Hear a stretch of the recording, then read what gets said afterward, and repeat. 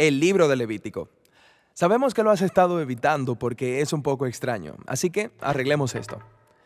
Recuerda que la historia de la Biblia empezó con los humanos en la presencia de Dios, pero ellos fueron expulsados por su rebelión. Sin embargo, Dios quiere relacionarse con nosotros, así que Él elige a una familia a la que usará para traer al mundo de nuevo a su presencia.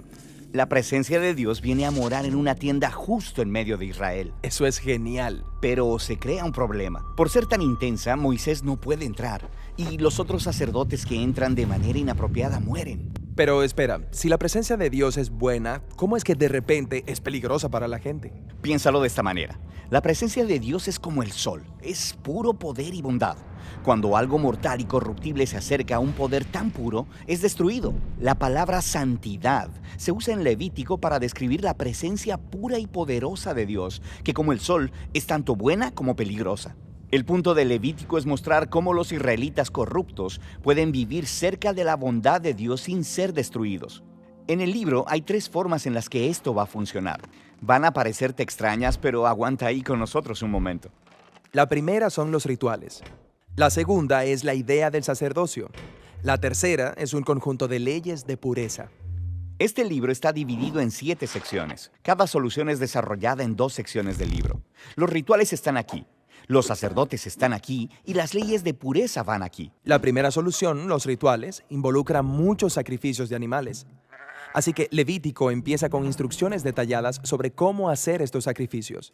Algunas son formas de decirle gracias a Dios. Otras son simplemente formas de decirle lo siento. Aquí al final del libro hay más rituales.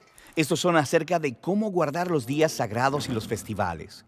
Todos son celebraciones que vuelven a contar alguna parte de la historia de cómo Dios rescató a Israel y los separó de las demás naciones. La segunda solución al problema de santidad tiene que ver con los sacerdotes. Estar directamente en la presencia de Dios es realmente peligroso, así que Él designa a los sacerdotes como representantes especiales que pueden entrar en su presencia a nombre de otros. En esta sección tenemos una historia de cómo los sacerdotes son ordenados al sacerdocio. Luego, esta otra sección explica este conjunto de altos estándares por los que los sacerdotes deben vivir, porque ellos trabajan muy cerca de la presencia de Dios. La tercera solución en el libro es acerca de las leyes de pureza. Esta es por mucho la cosa más difícil de comprender. Por ejemplo, en esta sección estamos realmente preocupados por saber si eres limpio o sucio. Otra forma de decir eso es ser puro o impuro. Aquí está lo que necesitamos saber para entender esto. Cuando estás en un estado puro, puedes estar cerca de la presencia de Dios. Cuando estás en un estado impuro, no puedes. Así que era realmente importante para los israelitas saber en qué estado se encontraban en todo momento. La primera cosa que tenemos es una lista de animales puros e impuros. Esta lista de animales está dividida según el lugar en donde viven, en la tierra, en el mar, en el aire. El texto no explica por qué ciertos animales son impuros o por qué tocarlos o comerlos te hace impuro.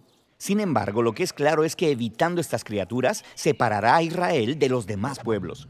Les recordará que la propia santidad de Dios debe afectar cada parte de sus vidas, incluyendo lo que comen. Después de las leyes de comida, encontramos muchas reglas aleatorias sobre cosas como enfermedades de la piel, tocar cuerpos muertos, qué hacer con los fluidos corporales. Pero no son aleatorias. Todas estas son cosas que los israelitas asociaban con la vida y la muerte, que son cosas sagradas porque Dios es el autor de la vida. Está bien, pero el solo tener contacto con estas cosas te hace impuro. Así es, pero debemos tener en mente que no está mal ni es pecaminoso estar ritualmente impuro. Simplemente esperas unos días, tomas un baño, ofreces un sacrificio y estás puro de nuevo. Lo que es inapropiado es entrar a la presencia de Dios cuando estás en un estado impuro.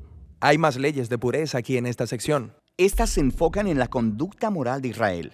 Estas son leyes sobre justicia social, relaciones saludables, tener integridad en el sexo. Vivir bajo esas leyes hará de Israel un pueblo moralmente puro que puede vivir cerca de la presencia de Dios. Esas son las 3 soluciones. Probablemente notaste que rodean el centro de este libro. Es ahí donde encontramos un ritual realmente importante llamado el Día de la Expiación.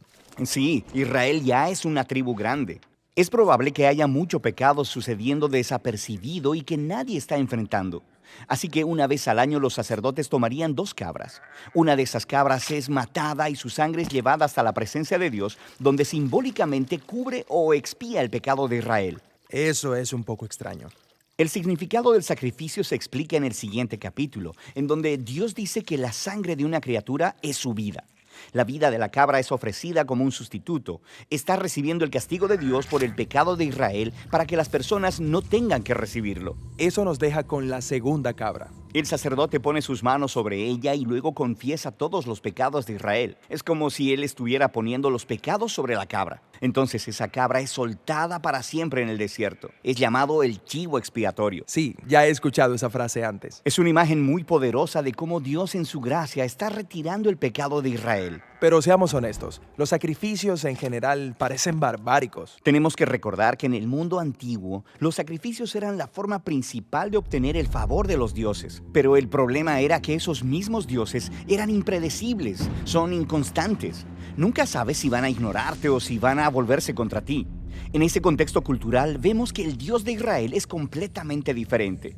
Él sí se enoja por la corrupción humana, pero nunca es arbitrario, y él ama a las personas. Él provee una manera clara para que Israel sepa con confianza que han sido perdonados y que a pesar de su corrupción están a salvo viviendo cerca de su presencia. Eso hace que el libro de Levítico sea revolucionario para su tiempo. Así que eso es Levítico. Pero Israel sigue en el monte Sinaí en medio del desierto. Ellos necesitan un lugar para vivir. Sí, la tierra que Dios le prometió a Abraham. El camino hacia esa tierra es de lo que se trata el siguiente libro de la Biblia, Números.